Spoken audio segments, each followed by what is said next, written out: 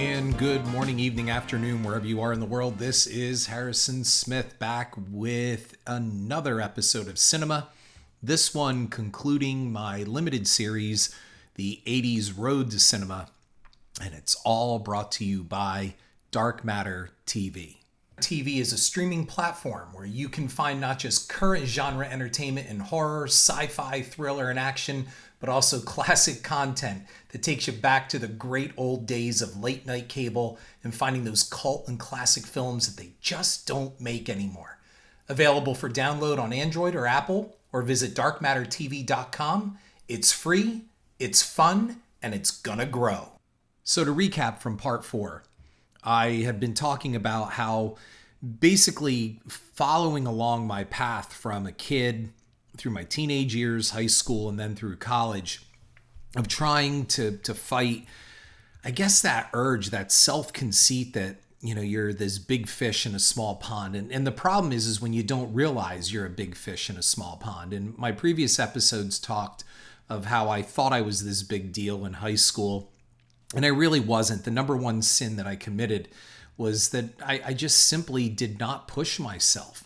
And I just got very comfortable of where I was and just kind of left it at that. I thought I knew more than what I did.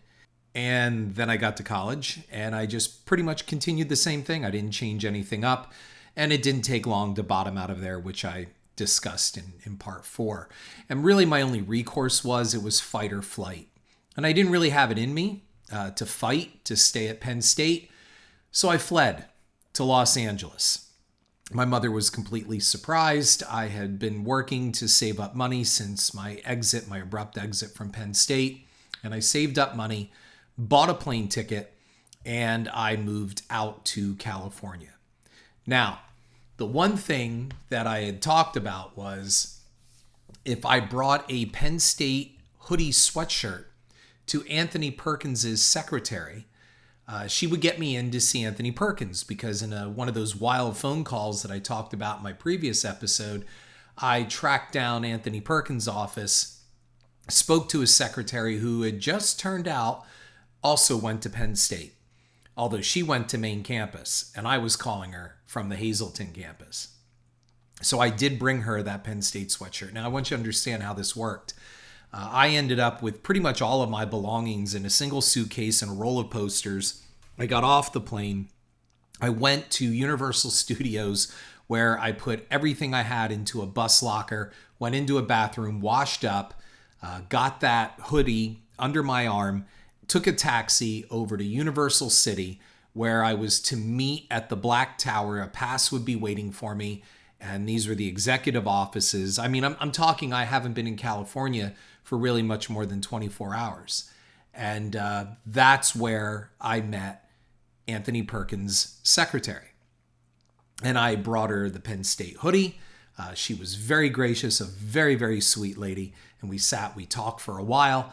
And then finally after lunch, she said to me, I guess it's time to get you to meet Tony. And she took me down the hallway to his office. It was in the same building with Hilton Green, I guess, and everybody else. And she took me in to Anthony Perkins' office.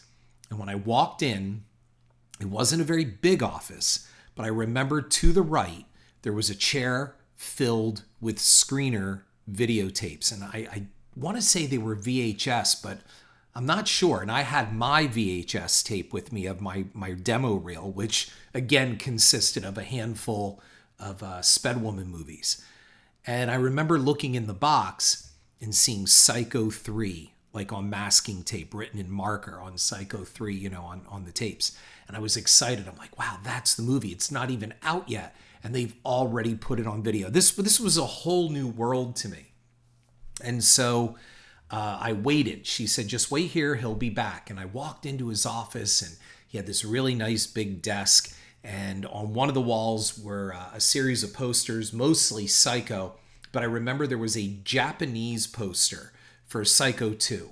And it showed Norman in the attic with the crosshair kind of window frames, the slats. And he was in the crosshairs with his hands, his palms up against the glass. And I sat down in his chair and I was so excited to sit in Norman Bates's chair. And I was kind of twirling around, and he walked in. And I stood immediately up out of my chair. And he came over, and he shook my hand, and he said, "So you're the one I was told about?" And he got right to it. He was just like, "So tell me, why are you here?" And so I explained to him. I always wanted to make movies. I gave him the whole thing from Jaws and pretty much everything you've heard from listening from the first part of this sub-series, this limited series. And he was very polite and very nice. And he even said, "I see you brought a videotape. What's that?" And I said, "Well, this is what I've done." I didn't even have the sense to call it a reel. I just said, "Well, this is what I've done." And he said, "Well, let's take a look at it." And he had a VHS machine in his office, and we popped it in, and he watched, and he chuckled a couple times. And I think he was just being really polite. I was a kid. I was 18. And he was just so damn nice. And after it was done, he said, "Well, that was interesting." And he asked me some questions, how I did it, the transfer, that kind of thing. And then he said, "Would you like a tour of the studio lot?" And I said, "Sure, this would be great." So Anthony Perkins was walking me around Universal Studios lot. And it was sometime, I'd say about a half hour in, he said, "So what are your plans out here?" And I said, "Well, I really didn't have a job yet. I needed to get an apartment. I didn't have a place." And he said, "Well, do you want a job here?" And I was like, "Oh my God, yeah, I would love a job here." And he said, "Well, what do you want to do?" And my reply was just really simple: anything. I'll do anything. And so he walked me around more, and he took me around to different sets where TV shows were being shot. One of them was A Day in the Life, I think it was called. Richard Kiley was on that show. And I got to meet him and the cast, and I guess he was friends with him, something like that. But anyway, he introduced me around. And finally, I ended up on Murder, She Wrote. And I got to be a production assistant on Murder, She Wrote. And I think I met Angela Lansbury. It was once. And I simply said hello to her.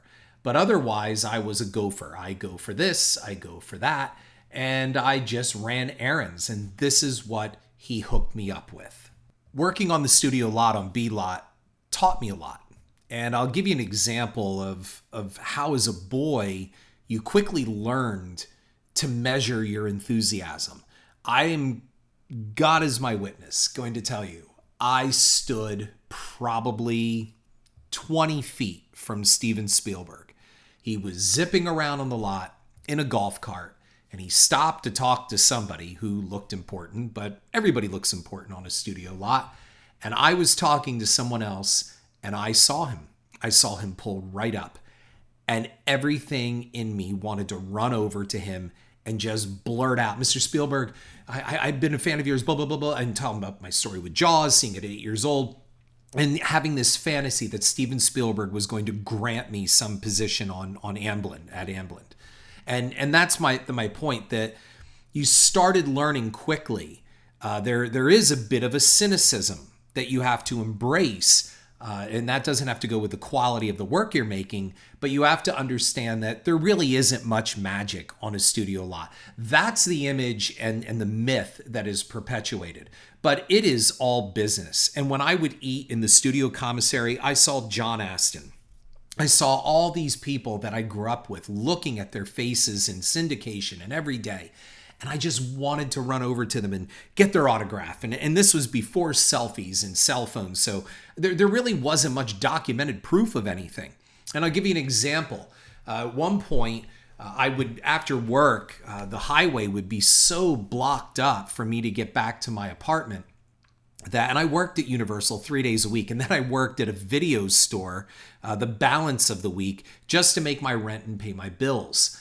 And I used to wait sometimes because I learned about California traffic very early back then, and this is 1986. And so I would wait for the highway to clear by going to watch them shoot TV shows. And one of them was Charles in Charge. And I just started going in and sitting there watching, and I found out quickly how the studio audience worked. And it was mostly all these teeny bopper middle school and high school girls, and and they all loved, Willie Ames, and they loved Scott Baio. And I found out that they ran field trips to these things. Like schools would come for a taping of these shows.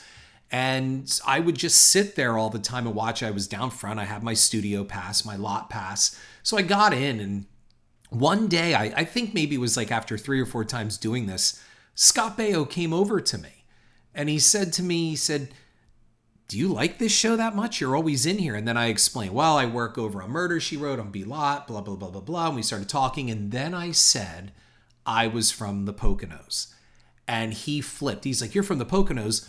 And my grandparents, they had a place all the way up in, Lake Harvey, I think it was, or something like that. And I'm like, yeah. We talked about Lake Wallenpaupack and the Poconos, and in Philadelphia, he was from Philly. And it was just this bonding moment where you were just two real people. And I couldn't believe I'm talking to Chachi. It wasn't really even Charles in charge of me. I was talking to Chachi.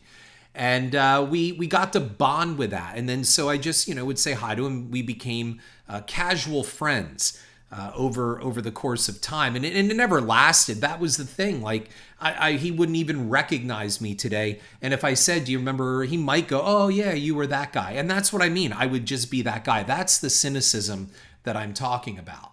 I had to constantly temper myself with being excited. For example, when Angela Lansbury came onto set, no one spoke to her. And it wasn't even, I don't think that she demanded it. It was just this kind of deferment that people did with her. And she got her paper and she drank her coffee. And I remember I brought her, I believe it was a coffee one time, and she just simply said, thank you. That was my brush with greatness with Angela Lansbury. And it was one of those things that I learned that at 5 o'clock, I believe it was 5, when she felt or said that the day was done, she had it in her contract that when the day was done, that was it. She left. She just stopped what she was doing and she walked off the set. That was it. It was in her contract. You didn't run over. It wasn't, Angela, give us 5 more minutes. She was done. I remember that specifically, watching a looping session where they had to loop their voices. And that was the first time I learned about that.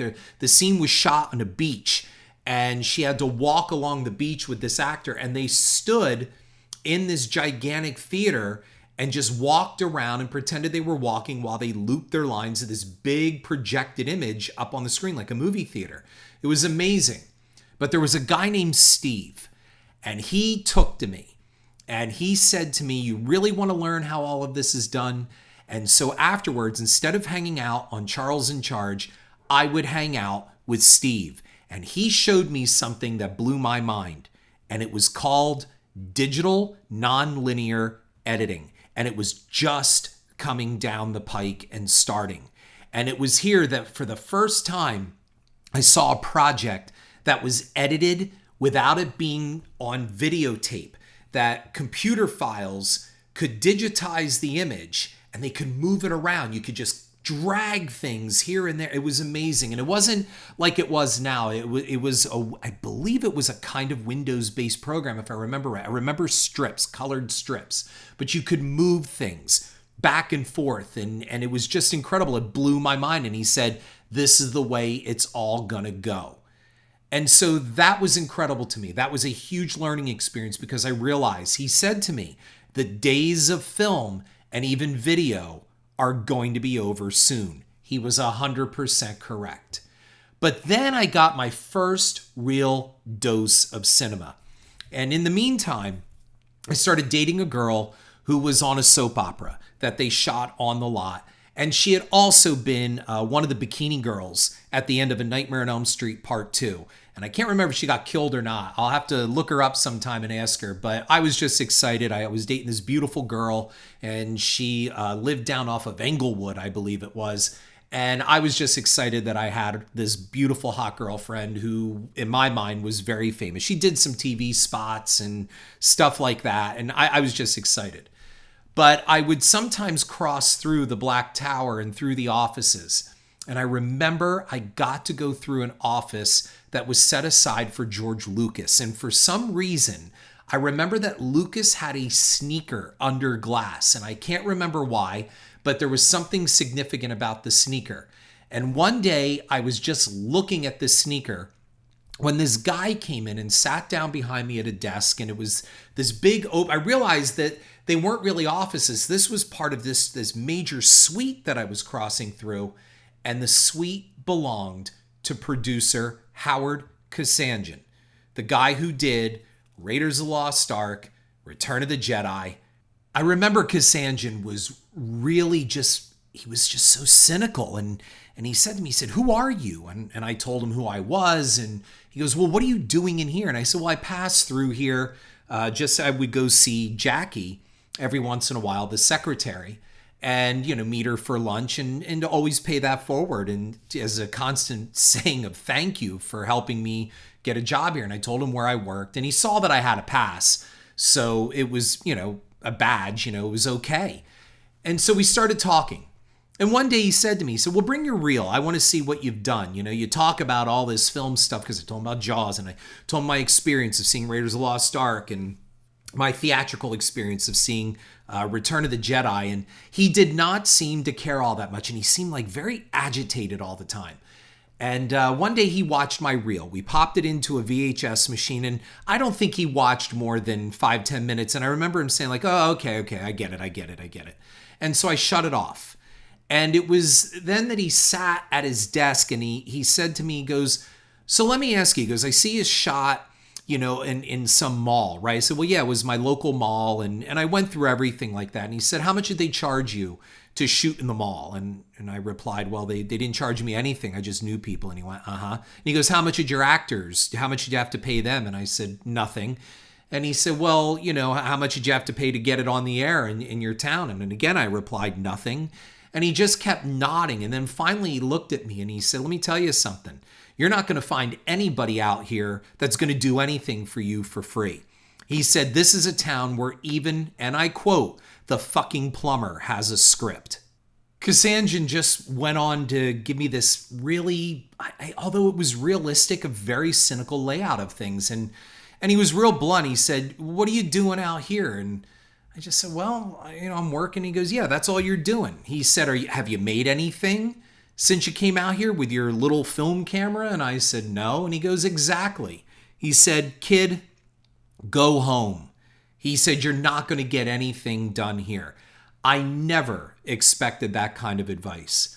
And as a kind of portent or omen, that afternoon, I was walking around the lot in the evening, and I stopped by where they had all the fiberglass shark heads, and they were building the gigantic ending scene, the big backdrop with the water tank for Jaws: The Revenge. And I remembered somebody telling me there, some tech or somebody said, "Well, this is for Jaws 4. They're shipping all of this out to the Bahamas." I'm like, "There's going to be a Jaws 4? I was blown away. And he said, "Yeah," he said, "this is where they're going to shoot the ending." So I actually got to see that in real life months before they even came there to shoot it. And I just remember these big fiberglass shark heads all lined up in a row, getting ready to be shipped off to go to the Bahamas. And how, if I only knew then, how that would figure into my life and, of course, this podcast. That was his advice. And I decided, I guess maybe I'll go home. And I think that was one of the hardest things I ever had to do. I moved all the way out to Los Angeles with the hopes of fulfilling my dream and realizing the dream of becoming a big filmmaker and becoming like Spielberg. And I actually ran into a Spielberg associate. And what was his advice? Go the hell home. I wrote a few friends, including my old 8th grade reading teacher who helped me get Mad Monster Party made. And she said there is no shame in coming home. And I'm looking at it right now as I record this podcast. She sent me a greeting card, a Hallmark card, and it had a pin attached to it called Celebrity. And I'm going to read it. So I'm going to reach right over now. This is an impromptu thing. And I'm going to read it. And she said, "I've been thinking about your plans ever since you called. I came up equal parts hope, faith, and excitement. We never stop learning. Once we do, we might as well be dead. I'll wait until I see you to get philosophical. It's cold and gray today, and I'm on my way to exchange Christmas gifts for the family. I didn't mind sharing my family this year as much as other years. I'm getting there. You told me I would. Now I'll tell you. You will too. It's going to be fun. I'll see you when you get home. Mrs. Haddon. It was that card that made me decide I'll come home. And I let my parents know, and my mother was happy to hear it. And she greeted me at Newark Airport. And I remember feeling totally defeated and a complete loser. I was supposed to go out to California, and I was supposed to come back this big star. In fact, all my old friends during the one New Year's Eve I was out there had a huge party at this hotel in the Poconos. It was kind of a tradition. They rented out a block of rooms and just partied like hell. And one of them called me from one of the rooms. And I started getting passed around to all my friends who thought I was a big deal living in California and in Los Angeles and working at Universal Studios. And there was no internet at the time to follow up, no Facebook to post your progress. So they had to take my word. And I made it sound far better than what it really was. And that's cynical. I should have just told the truth. And the truth was, I was coming home. I was crashing and burning. And I wasn't coming back any more creative or any more successful than when I left. I came home. My mother allowed me to stay for a few months till I got myself together. I paid rent, which is interesting. I'm sure most millennials and Gen Zers would be like, your parents charge you rent. But I did. I paid room and board to stay in my old bedroom till I got on my feet, and I moved out promptly. I think I was home maybe 3-4 months, and I found a place and I moved out. And I got a job back at the old movie theater. I started managing the mall movie theater again, the one that I worked at as a boy, as an usher growing up. And I kind of settled into my comfort zone. I made some steady money. I was living on my own, and I did okay. But I wasn't making movies. And some other changes were going to have to come. But by 1988, I was fully entrenched in mediocrity. And I just kind of resigned myself to the fact that the movie thing was just never going to happen. And then a few things would come down the line to change all of that. That's for another series of podcasts at another time. But I'll be revisiting these limited series to take you even further, and all the way up to the making of my first film, The Fields, which starred Cloris Leachman and Tara Reid.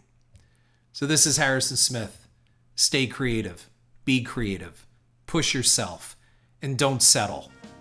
Thank you for listening. Check out my Cynema blog on horrorfuel.net and download Dark Matter TV for your Apple or Android devices.